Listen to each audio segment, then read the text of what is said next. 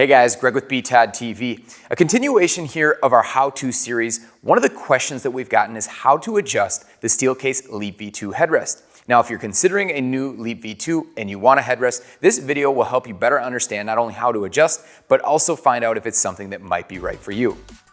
So the Steelcase Leap V2 headrest is a fairly simple system. It is only height adjustable. There is a slight give with it with a flex as you're moving back into the chair.